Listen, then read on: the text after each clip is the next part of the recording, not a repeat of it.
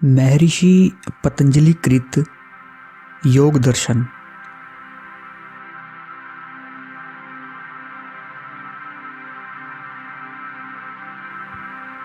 समाधिपाद। अब योग शास्त्र, योग संबंधी शिक्षा देने वाला ग्रंथ आरंभ करते हैं। योग चित्त की वृत्तियों के रुक जाने को कहते हैं। तब दृष्टा की अपने रूप में स्थिति होती है।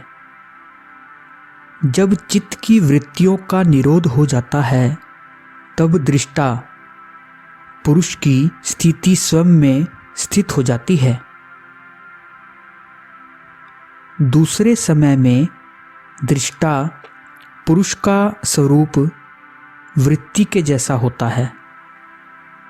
जब चित्त की वृत्तियों का निरोध नहीं होता है तो जिस प्रकार की वृत्ति होती है पुरुष स्वयं को वैसा ही मान लेता है।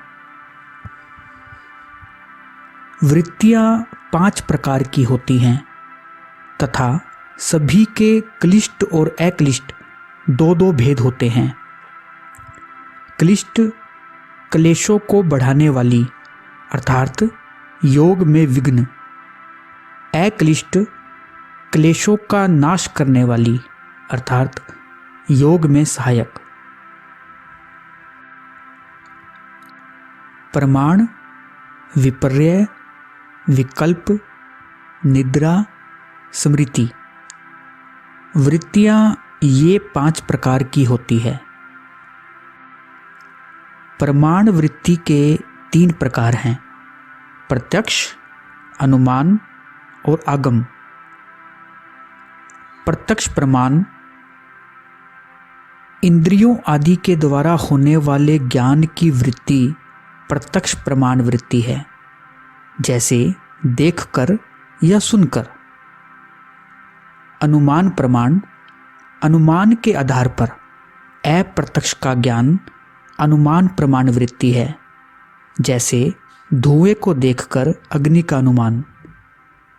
आगम प्रमाण शास्त्र या विद्वान पुरुषों के वचन पर आधारित ज्ञान को आगम प्रमाण वृत्ति कहते हैं। विपर्य उस मिथ्या ज्ञान को कहते हैं जो पदार्थ या वस्तु के स्वरूप में प्रतिष्ठित नहीं है। वस्तु जो वास्तव में है उसे उस रूप की जगह कुछ अन्य रूप से समझ लेना विपर्य है, जैसे रस्सी को सांप समझ लेना। शब्द के कारण उत्पन्न ज्ञान जो वास्तव में है ही नहीं उसे विकल्प कहते हैं। अभाव के ज्ञान को ग्रहण करने वाली वृत्ति को निद्रा कहते हैं। निद्रा वृत्ति में विषय का ज्ञान नहीं रहता और उस अभाव की प्रतीति होती है।